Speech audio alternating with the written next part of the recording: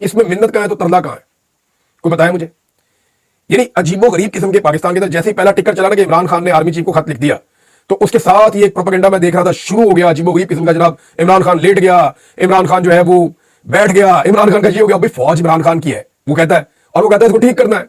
ये लेटर नवाज शरीफ साहब भी लिख सकते हैं। और अगर नवाज शरीफ साहब को समझ आ जाए कि जनाब ये, और मेरे ख्याल में होना ये चाहिए कि सारी पॉलिटिकल पार्टी को निकल के बैठना चाहिए और मदद करनी चाहिए कि निकालो फौज को इसके अंदर से।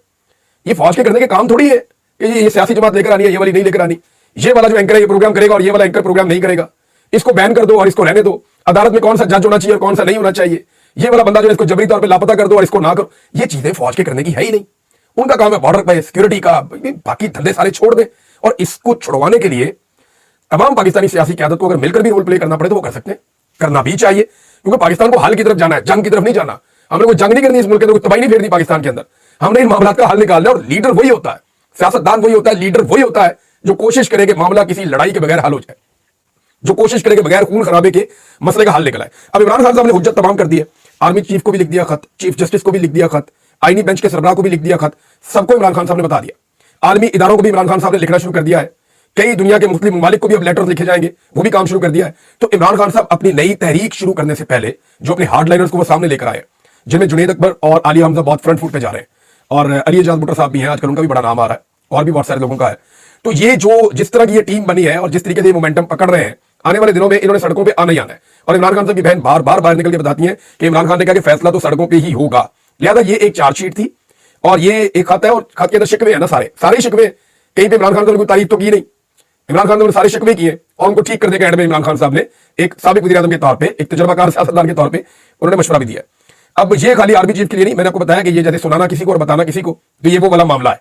अब ये जनाब 6 चीजें हैं और इमरान खान साहब फौज को उसकी आईनी हद के अंदर लेकर जाना चाहते हैं। ये बात आपको याद है अली अमीन गंडापुर ने कही थी एक दफा जलसा करते हुए इस्लामाबाद में कि अपना इदारा ठीक करो, पहले अपना इदारा ठीक करो।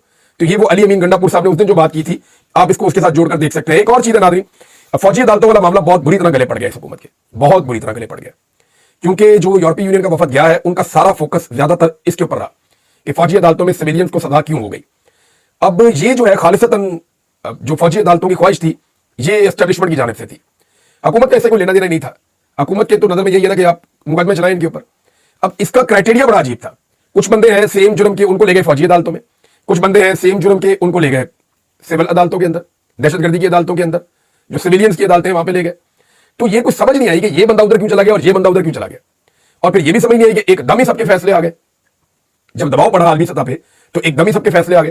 तो ये मिलिट्री एस्टेब्लिशमेंट की ख्वाहिश थी, ख्वाहिश तो पूरी हो गई है, लेकिन अब सियासतदान बेचारे मजबूरन नारे लगा रहे थे जब आप एस्टेब्लिशमेंट की गोद में बैठ के आप इक़्तिदार में आएंगे और आपने लास्टिक की शलवार पहनी होगी तो फिर आपको वो कहेंगे जिंदाबाद कहो तो आप जिंदाबाद कहेंगे, आपको वो कहेंगे मुर्दाबाद कहो तो फिर आप मुर्दाबाद कहेंगे। तो यही आप कर सकते हैं।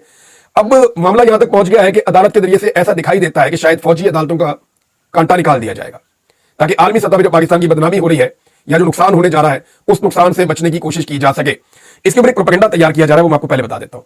बहुत सारे टाउट्स ये कहेंगे कि देखें जी जिनको सजा हुई अब वो सजाएं कलदम करार दे दी गई हैं, तो कौन इंसाफ देगा इस मुल्क में। जब कोई जत्था चाहेगा उठेगा और उठ के जो है वो तनसीबात के ऊपर हमला कर देगा, जब कोई जत्था चाहेगा उठेगा और उठ के जो है वो फौजियों के ऊपर अटैक कर देगा, तो उनको कौन प्रोटेक्शन देगा। तो बात यह है कि उनको भी वही प्रोटेक्शन देगा कानून जो बाकी सारे पाकिस्तानियों को दे रहा है। ये टाउट्स जब भी आपको ये कहना तो आपने इनको ये कहना है कि वज़ीर-ए-आज़म का गिरबान पकड़ा गया, उस पर तुम क्यों नहीं बोले, वो भी तो गैर कानूनी था, गैर आईनी था। गैर कानूनी और गैर आईनी तौर पे बेशुमार लोगों को अगवा किया गया, साबिक वज़ीर-ए-आज़म को अगवा कर दिया गया, पार्लियामान के ऊपर अटैक किया गया, उस पर भी बोलना चाहिए था, वो भी ताकत के बलबूते पे किया गया। आइन और कानून की बार बार धज्जियां उड़ाई गई, मुल्क के ऊपर बार बार मार्शल लॉ लगाया गया और पौने 200 मुकदमात कर दिए गए एक साबिक वज़ीर-ए-आज़म के ऊपर। एक सूबे के वज़ीर-ए-आला को 2 मरतबा लापता कर दिया गया, फिर गोली तक चला दी गई निहत्ते लोगों के ऊपर, पुरअमन लोगों के ऊपर, पाकिस्तानियों का मैंडेट छीन लिया गया। तो ये मामला एकतरफा नहीं हो सकता। जब इतना जुल्म और बर्बरियत होती है तो फिर दूसरी तरफ से पब्लिक का एक रिएक्शन आता है, वो ऑब्वियस है। लेकिन इमरान खान साहब का ये मानना है कि जो रिएक्शन पब्लिक का आया वो उतना नहीं था जितना उसको बनाया गया। वो ये कहते हैं बाय डिजाइन था। और मैंने आपको बताया कि अमेरिकन एक फर्म है, उसकी तहकीकात के जरिए से पाकिस्तान तहरीक इंसाफ ने या ओवरसीज पाकिस्तानियों के ग्रुप ने बाकायदा वो अपने पास रखी हुई है, जिन्हें वो डोनाल्ड ट्रंप की हुकूमत के साथ अब शेयर करेंगे और उसको दोबारा से पब्लिक करेंगे। और उन तहकीकात के मुताबिक उनके पास सबूत मौजूद है कि ये 9 मई के बारे में वो ये कहते हैं कि ये बाय डिजाइन था, तहरीक इंसाफ को ट्रैप किया गया उस सारे मामले के अंदर। ये उस तहकीकात के अंदर वो इस कंक्लूजन पे पहुंचे। नाज़रीन, इमरान खान साहब को दी जा रही थी ऑफर और डील, अब इसकी गवाही जो है वो अली अमीन गंडापुर ने भी दे दी है। गंडापुर ने कहा कि इमरान खान को नथिया गली और बनी गाला या वज़ीर-ए-आला हाउस मुंतकिल करने की तजवीज दी गई। आमने सामने बैठेंगे तो मसाइल हल होंगे। एक बार 80% और दूसरी बार 99% मामला तय पा गए थे। इमरान खान पहले कारकुनों की रिहाई चाहते हैं, प्रॉब्लम यहां के फंस जाता है।